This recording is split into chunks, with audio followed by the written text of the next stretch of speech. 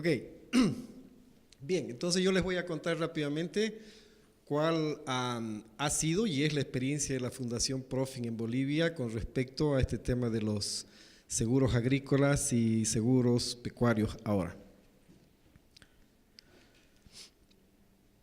Bien, empezaré un poquito con un contexto rápido sobre la base de una información de nuestro último censo agropecuario del 2013 y sobre alguna información generada por el Ministerio de Desarrollo Rural y Tierras en mi país.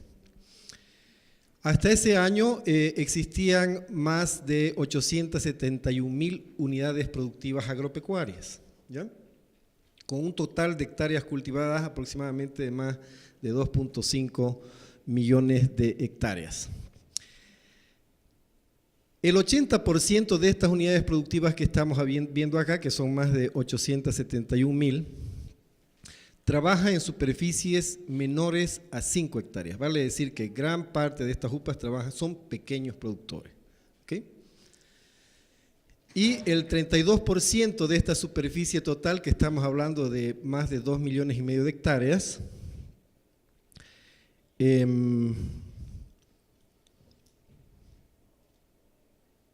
están con estos pequeños productores, ¿ya? Entonces, gran parte de la cantidad de tierras en realidad está con grandes productores. Entonces, son gran cantidad de productores para una pequeña cantidad de tierra, ¿verdad?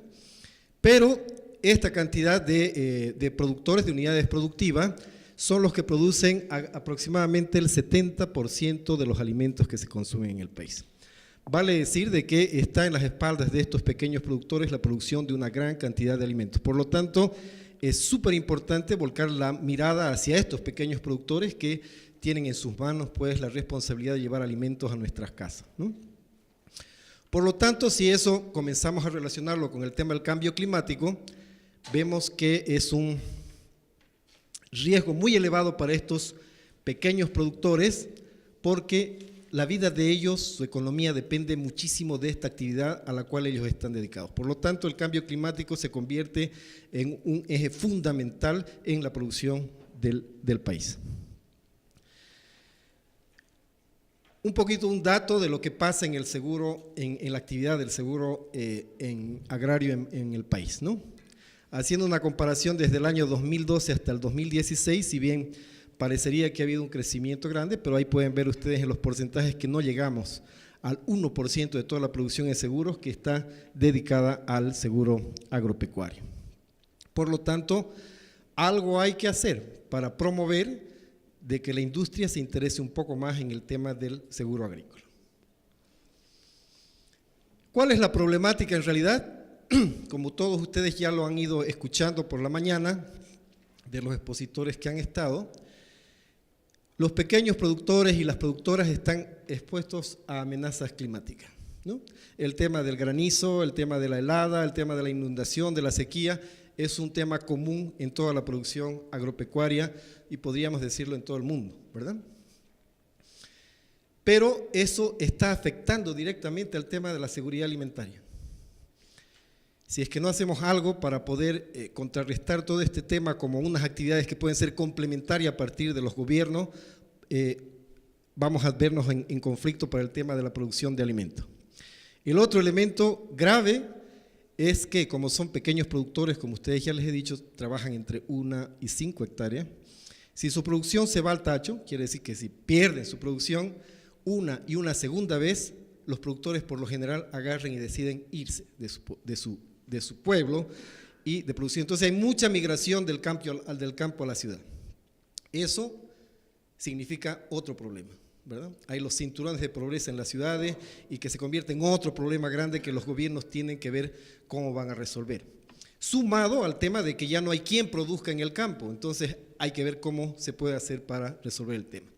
Por lo tanto, la continuidad de la actividad productiva cada vez se ve en peligro, ¿verdad? Bien, sobre la base de ese contexto, voy a contarles ahora rápidamente qué es lo que la Fundación ha hecho respecto a los fondos de transferencia de riesgo a partir del año 2006 hasta el 2015.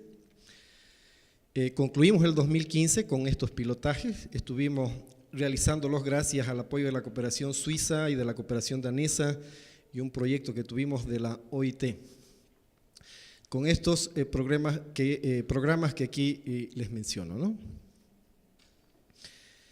El enfoque de trabajo poco a poco ha ido ajustándose y ahora en la actualidad tenemos un enfoque de trabajo integral, tratando de articular a todos los actores que participan en la problemática, vale decir gobiernos nacionales, gobiernos subnacionales, entidades que proveen asistencia técnica, las comunidades, ¿no? Porque no hay otra forma de hacerlo. Si ustedes quieren llevar adelante, desarrollar algo de manera sola, eso es imposible, ¿no? Entonces hay que tratar de involucrar a todos ellos. No es una tarea fácil, evidentemente, el articular con cada uno de estos actores lleva demasiado tiempo, hay que resolver muchos intereses que puedan haber en las entidades, pero por lo tanto no hay que desmayar y hay que continuar. Entonces el tema de la articulación de actores viene a ser un tema fundamental. Las ideas que salen hay que llevarlas al campo, hay que pilotearlas, no hay otra forma. En el mundo nadie podría venir aquí y decirles así se hace el seguro agrícola e implementen. O sea, ¿por qué? Porque cada realidad es distinta a la otra, ¿no? Entonces hay que ver ciertas particularidades, por lo tanto es un tema que está en construcción, ¿no? Luego, la estrategia de educación financiera es un tema que nosotros hemos venido incorporando poco a poco, dándonos cuenta que en realidad la gente cuando baja al campo, la gente evidentemente necesita un seguro agrícola. Todo el mundo te va a decir que necesita un seguro agrícola. Pero cuando le comienzas a preguntar, ¿y qué es para ti el seguro agrícola? No tienen ni la menor idea de lo que es un seguro agrícola. Por lo tanto, hay que comenzar, hay que trabajar con sensibilización, con educación financiera, para que la gente entienda realmente cuál es la utilidad de contar con un seguro agrícola. Y hemos incorporado también fuertemente el tema de género y cambio climático. Por muchas razones, evidentemente, el tema de género, todo el tema de la equidad de género que tiene que ver, de la importancia que tiene la opinión de la mujer en las familias, porque la mujer es la que maneja los recursos, porque es la que al final se queda con los hijos, cuando el marido por razones de pérdida de cultivos tiene que irse a la ciudad a trabajar, ella se queda. Entonces hay que trabajar mucho, hay que empoderarla, hay que darle información, etcétera, etcétera. Y el tema del cambio climático es básico, la gente en el campo yo creo que ya entiende muy bien todo el tema del cambio climático, sabe, está recuperando todo lo que anteriormente los antepasados hacían para poder hacer frente a todo el tema del cambio climático. ¿Cómo hemos contribuido a la reducción de la vulnerabilidad? Primeramente, identificando las principales amenazas por regiones. Similar a lo que es Perú, como tiene la selva, el valle, la costa, en Bolivia también hay zonas distintas, empezando desde el Chaco, que es una zona que ustedes creo que no la tienen, pero tenemos el oriente, que vendría a ser parecido a lo que en Perú es la Amazonía, ¿no?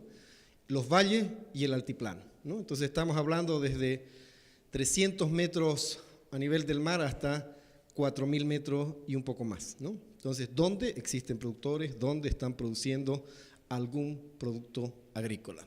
Entonces, identificamos las principales amenazas por regiones.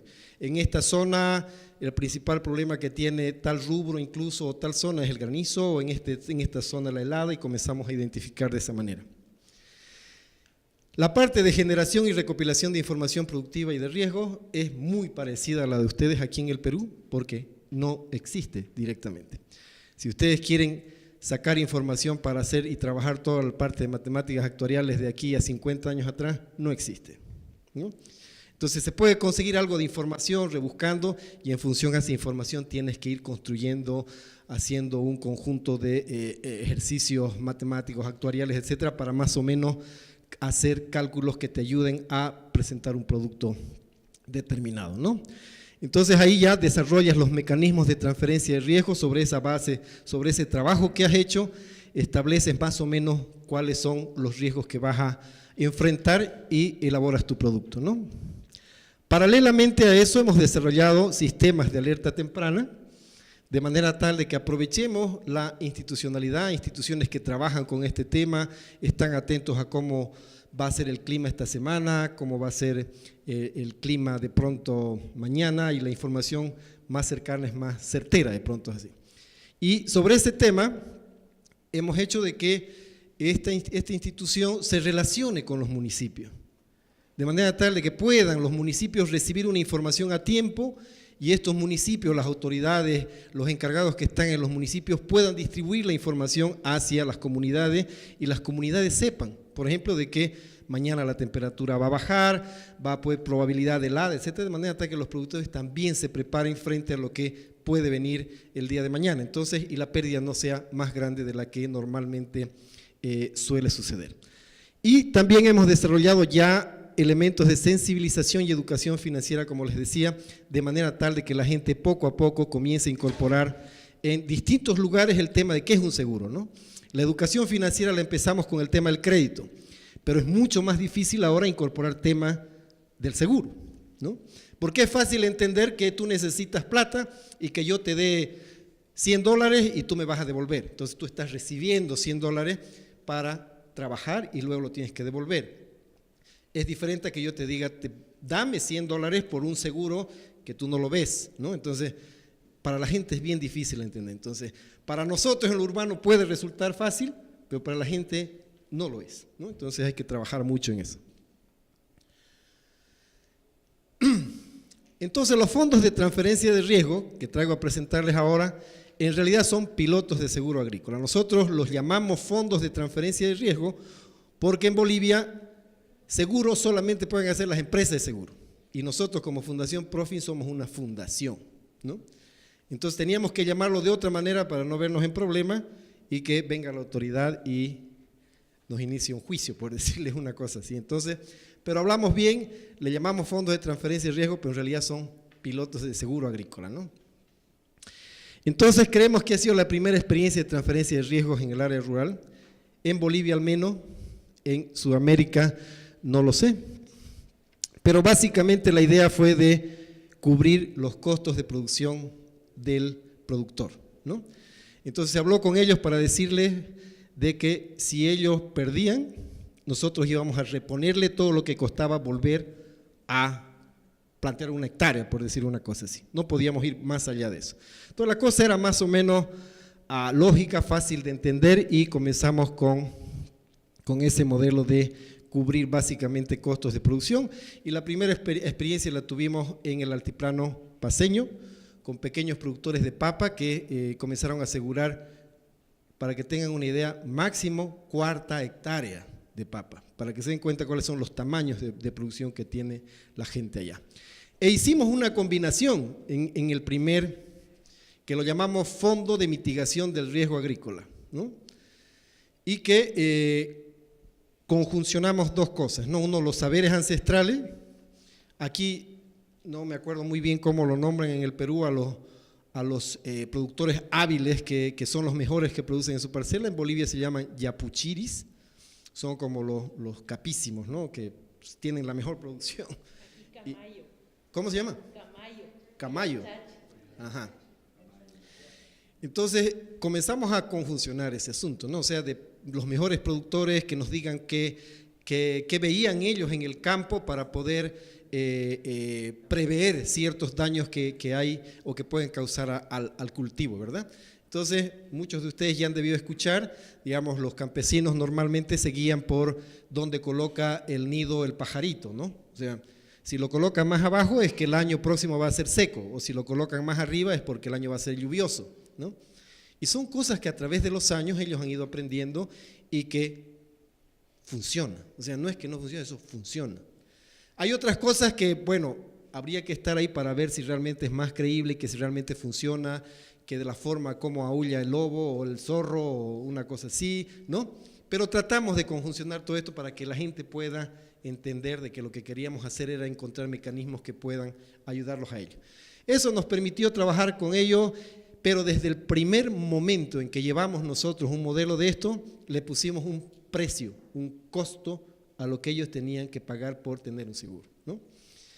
Por decirles, la primera vez que aseguramos una 1/4 hectárea de papa, costaba más o menos $2, ¿no? Ese era el costo. Entonces, costó mucho, costó varios años, lo hicimos justamente con un proyecto del VETAS, el programa de reducción de riesgos a desastres que se llamó en Bolivia, y comenzamos a trabajar con ese piloto. Entonces acá es un esquema muy resumido del Fondo de Transferencia de Riesgo, donde aquí nos está faltando mayor información sobre este fondo. ¿Qué es lo que hicimos?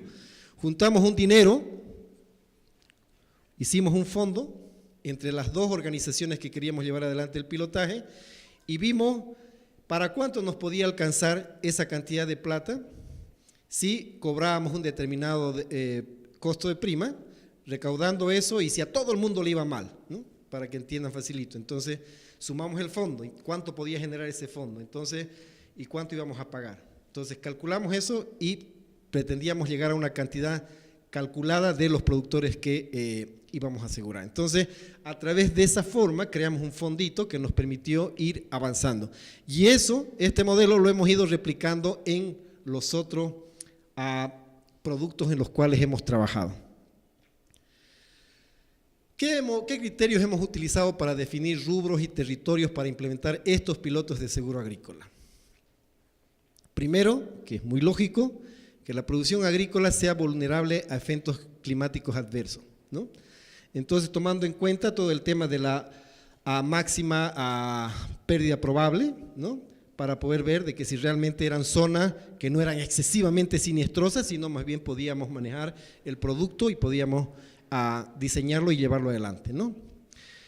Que los productores requieran un mecanismo para proteger sus cultivos. Tú no puedes entrar a una zona si la gente no tiene ni idea y ni siquiera quisiera un seguro agrícola. Por lo tanto, la necesidad tienes que verificarla, hablar con la gente, decirle, y ustedes han pensado, sería una maravilla tener un seguro. Bueno, ok, ya es un gran paso para poder seguir adelante en la construcción, ¿verdad? Tercero, que exista un rubro agrícola principal generador de ingresos monetarios. Por lo tanto, estamos hablando no de una economía extremadamente de subsistencia, estamos hablando de productores que tienen un rubro que les brinda ingresos, lo llevan al mercado, lo venden y por lo tanto para ellos ese rubro en el cual están trabajando es de importancia, por lo tanto quieren protegerlo, quieren tener a alguien que los ayude, que les lleve algo para que puedan seguir adelante, ¿no? Finalmente, que el rubro tenga una cobertura geográfica importante en el área. No podemos determinar y entrar a una zona donde hay 4 productores de durazno y meter un seguro, eso no funciona. En el tema del seguro, aquí nuestras colegas de Swiss Re, que son capísimas en el tema de seguro, todo el tema de los grandes números funciona en este tema, ¿verdad? Por lo tanto, si vamos a entrar a una determinada zona, tenemos que ver que haya una cantidad X de hectáreas que puedan ser asegurables, ¿no? Entonces, así ya podemos más o menos tener los criterios suficientes como para poder pensar en implementar un seguro, ¿no? Bien, entonces acá un poco son las localidades donde hemos trabajado. Estos son departamentos, Chuquisaca y Cochabamba, son departamentos del valle donde se produce básicamente frutales.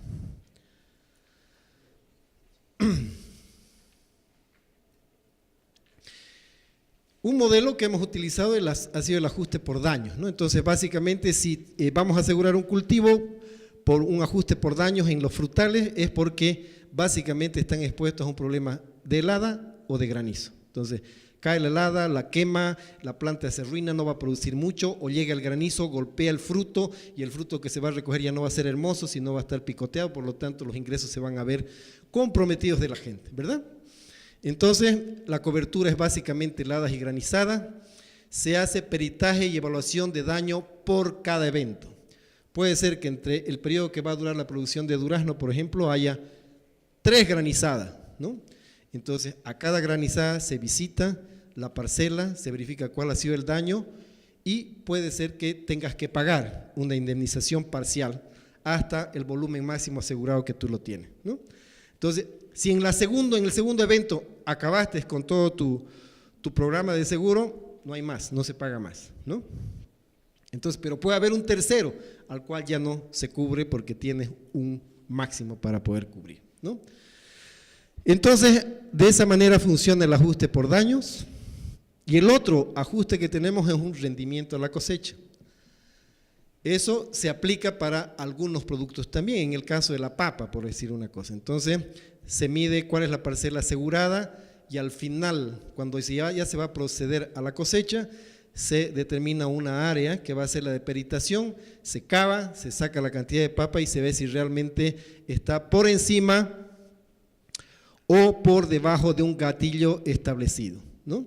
Entonces, si la pérdida ha sido mayor al 60%, digamos una cosa así, entonces recién se habilita el seguro y se paga. Pero si no, no se paga a nadie, ¿no? Entonces, esto en el primer piloto que hicimos fue un ajuste por rendimiento a la cosecha y como estábamos trabajando en una zona determinada, escogimos una parcela testigo, ¿no? Que era una parcela de un productor donde íbamos y lo que resultaba de esa parcela se aplicaba para todos los otros productores que estaban, ¿no?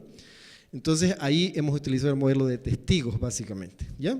Entonces, sin embargo, ahora, para poder seguir llevando adelante este modelo es complicado, ¿no? Porque nosotros hasta lo que hemos podido hacer lo hemos hecho por macrozonas, ¿no? Porque ya hacer a microzonas el trabajo es moroso, costoso, etcétera, etcétera. Pero, sin embargo, creemos que es necesario.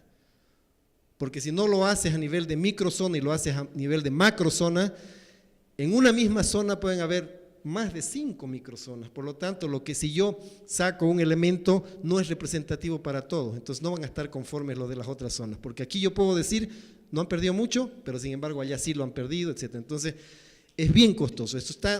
Seguimos investigando para ver cómo podemos hacer. Sería ideal poder trabajar con el tema de índice, pero como cuentas con una microzona en un pequeño radio de kilómetros, entonces es bien complicado, pero tenemos que buscar la forma de cómo dejar contentos a todos, porque esa es la idea, porque el producto también tiene que ser confiable, porque si no es confiable la gente a la segunda ya no compra, ¿no? Bien,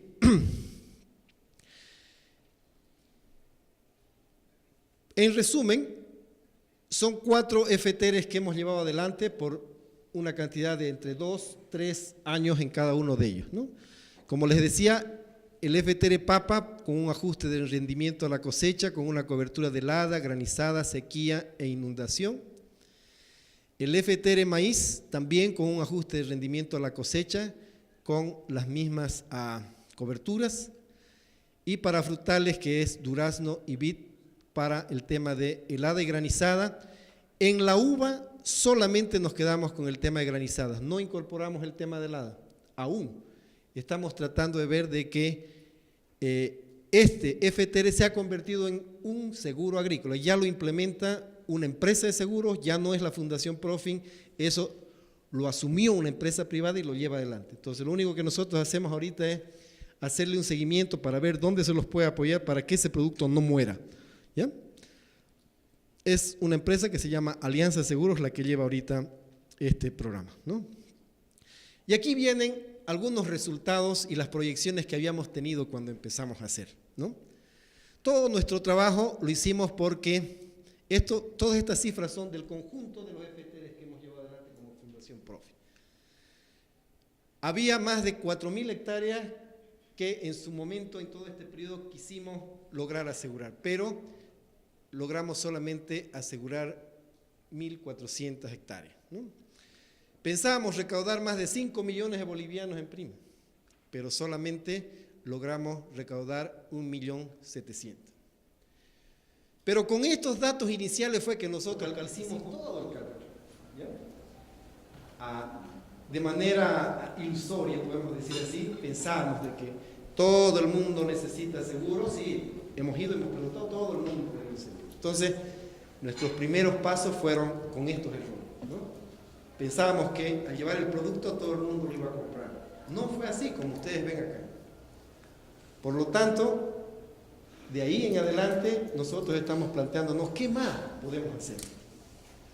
O sea, ¿qué podemos hacer con la gente que dice que necesita un seguro, pero a la hora de la hora no lo compra? Y ese es un tema mundial. No es solo en Bolivia, pero es a nivel mundial. En el mundo se discute cómo podemos hacer para que la gente que sepa que necesita y hay un producto, lo compre, ¿ya? Entonces nosotros hemos llegado a tener un índice de siniestralidad del 140%. Por lo tanto, hemos pagado más de lo que hemos recibido, ¿ya? Pero bueno, gracias al fondo que teníamos y habíamos generado todo y los cálculos más o menos que estaban bien hechos, nos permitimos poder cubrir todo esto sin afectar al fondo que teníamos para generar los recursos, ¿no?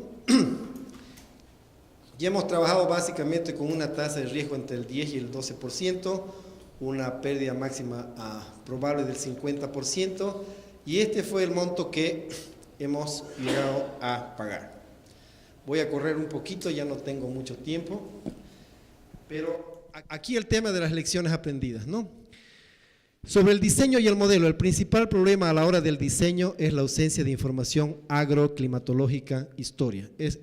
Eso lo vivimos en todos los países de este lado de la América, en América del Sur, no hay información.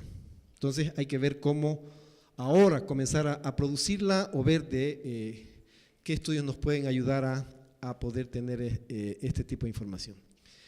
Se ha demostrado que para frutales el modelo de daños es mejor que el modelo de índice de rendimiento debido al tipo de cosecha que tienen estos cultivos y por el riesgo moral.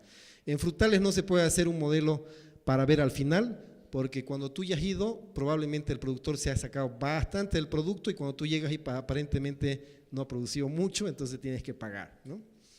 La información para definir el promedio de rendimiento que gatilla el seguro no reflejó la heterogeneidad de rendimiento en las zonas productivas, es lo que ya les comenté.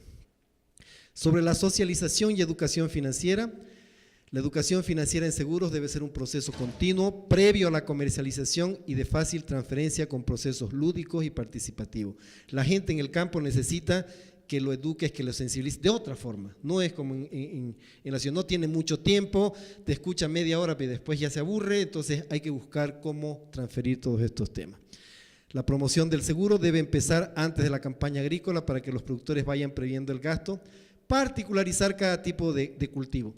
Sonaría obvio, ¿no? O sea, hay que hacerlo antes, pero la gente, en sus prioridades, el seguro está en lo último. Entonces, como que hay que insistir para que tomen en cuenta que lo presupueste, etcétera, etcétera. Es lo que se refiere el tercero con la prioridad de compra.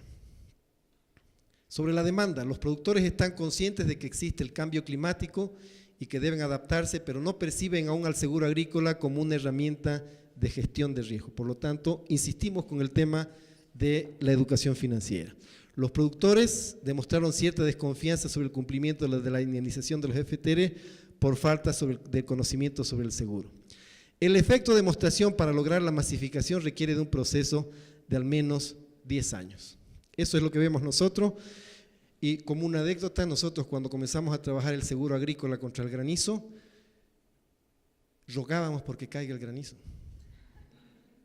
para que la gente vea que realmente funciona el seguro, de que le cae el granizo a alguien y va a ver la entidad que le va a pagar, ¿verdad? Porque si no granizaba, toda la gente se iba a quedar como que con duda de que si esto realmente era un producto, ¿verdad? Esto lo vamos a pasar rápidamente porque es básicamente historia de lo que participó un municipio. Un municipio puso plata para constituir el fondo porque quería apoyar a los productores de vid, ¿no? Estas características voy a pasarlas rápidamente. Ya les he mostrado los datos. Vamos a ir a las lecciones aprendidas. Entonces, se requiere trabajar en sensibilización y educación en seguros para crear conciencia sobre la severidad de los eventos y la necesidad de transferir el riesgo. Que la gente entienda de que sí, puede caer la lluvia, el exceso de lluvia, el granizo, lo que sea, pero tiene la oportunidad de transferirle a alguien, que si le va mal y pierde, va a haber alguien que le va a devolver, ¿no? Eso hay que trabajar. Las compañías de seguro no tienen experiencia en la comercialización de seguros agropecuarios y cometen el error de utilizar estrategias urbanas de venta. El seguro agrícola no está masificado, no es que todo el mundo lo sabe, y las compañías se animan a entrar, pero no conocen, ¿no? Entonces hay que hacer algo. La participación de las entidades de intermediación financiera como un canal de intermediación es importante, pero hay que trabajar mucho la relación con las entidades de intermediación, porque un oficial de crédito es vendedor de crédito, no es vendedor de seguros, ¿no? Un oficial de crédito gana por los créditos que coloca y por los que recupera, no por colocar seguros. Por lo tanto, amerita un mayor trabajo con la gente que trabaja en el tema de créditos, ¿no? Se requiere trabajar en sensibilización y educación financiera en seguros. Para esto ya lo hemos hablado, sí. Al culminar la cosecha, los productores venden la uva, esto es en el tema vitícola, ¿no? Venden la uva a las bodegas, pero no reciben el pago de manera inmediata. Al recibir el dinero, estos priorizan otras necesidades. Entregan su uva y los de las bodegas no les pagan inmediatamente y les van pagando progresivamente. Entonces uno dice, debemos vender el seguro antes, ¿verdad? Pero el productor no tiene dinero. Entonces hay que estar atento, como que cuando le paga la bodega para ir de nuevo a visitarlo y decirle, compra el seguro, ¿no? Porque priorizan nuevamente otras cosas. En el tema de la participación de gobiernos municipales y departamentales, eso es clave, porque la problemática no es de una sola línea, no es el productor y tú y el seguro. O sea, tienen que ver muchas cosas. Hay la producción de uva, pero ¿qué pasa si no le compran la uva? Entonces hay que hablar con los municipios, ver las bodegas que compren, crear mercados. Entonces es todo un tema sistémico, ¿no? No podemos quedarnos solamente en la burbuja del seguro, tenemos que ver todo en conjunto porque todo afecta al modelo, ¿no? Por lo tanto, las alianzas público-privadas son importantes para que los productores puedan tener una mejor comercialización, todo el tema funcione, ¿verdad? El tema del seguro pecuario para ganado bovino, rápidamente, tengo solamente pocos minutos. Ese es un producto nuevo que ha sido posible gracias a un contexto favorable en torno a lo que es la ley 393, donde el gobierno boliviano dice tenemos que llegar con los créditos a todo lado. Y para favorecer a los pequeños productores vamos a hacer de que hayan otro tipo de garantías alternativas, no solamente las casas, no solamente los terrenos, etcétera, sino que los animales, en el caso de los productores de leche, puedan servir también como garantía. Entonces ese fue un impulso gigante, ¿no?, para que las entidades financieras comiencen a decir, bueno, entonces si yo tengo créditos en el sector pecuario y podemos utilizar al ganado como garantía, entonces introduciremos un seguro para ese ganado, porque ¿qué pasa si se muere? Yo le doy un crédito en función al ganado, porque ¿qué pasa si se muere? Entonces, todos esos elementos han permitido que podamos conjuntamente, en este caso con el Banco Unión, que es un banco del Estado, a diseñar un seguro, ¿no? Entonces ahí trabajamos con un broker de reaseguros, el mismo banco tenía su broker, entonces comenzamos a hacer un trabajo conjunto, visitamos a los productores y comenzamos a ver cómo esto podía funcionar. Ahora ya el producto se ha lanzado, ya eso está como que atado al crédito. El seguro no se puede obligar que lo compre, pero sin embargo lo puedes atar de alguna manera. Entonces, ¿cómo lo hace?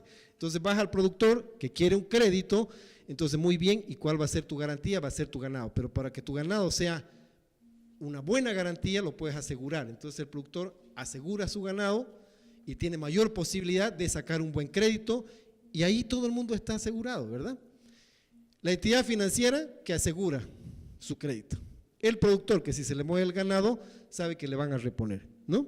Entonces la reposición va hasta el 80%, que esas son algunas características que las podemos ver acá rápidamente, ¿no? ¿Qué riesgos están cubiertos? La muerte de los animales a consecuencia de enfermedades nominadas, no preexistentes al inicio de la cobertura, accidentes fortuitos, eventos climatológicos como heladas, granizos, nevada, inundación, rayo, etc. Hay un periodo de carencia de 3 meses para muerte por enfermedades, un deducible del 20%.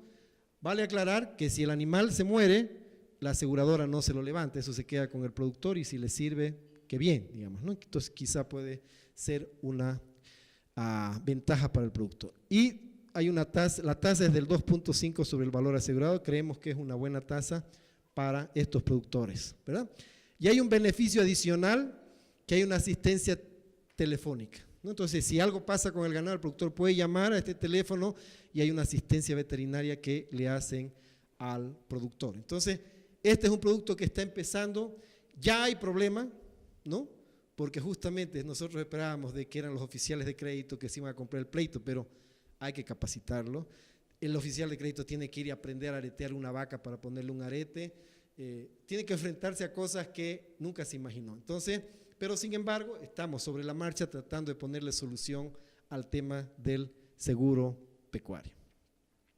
Estas son las condiciones de aseguramiento, pero voy a pasar rápidamente a las lecciones aprendidas. Con eso les robo un minutito. Los oficiales de crédito son la médula de la operación para alcanzar las proyecciones de suscripción, por lo que se recomienda un incentivo. O sea, no se trata de incentivar al oficial de crédito porque coloca crédito, sino también, si va a ser la persona directa de relación para colocar el seguro, tiene que tener un incentivo. Entonces estamos viendo cómo y de qué manera se puede incentivar. Se debe reforzar la capacitación en seguros en el producto para que los oficiales de crédito puedan absolver consultas de productores. La mayoría de un oficial de crédito quizás no es agrónomo, no es veterinario, no sabe, entonces hay que capacitar a ese personal, ¿no? Y que los animales asegurados cuenten con una identificación debería ser responsabilidad del productor, pero en este piloto el aleteo está a cargo de los oficiales de crédito, como les decía. Entonces, en este momento yo puedo decir, pobre oficial de crédito ha tenido que aprender todas esas cosas para poder mantener su trabajo, ¿verdad? Bien, muchas gracias por su atención.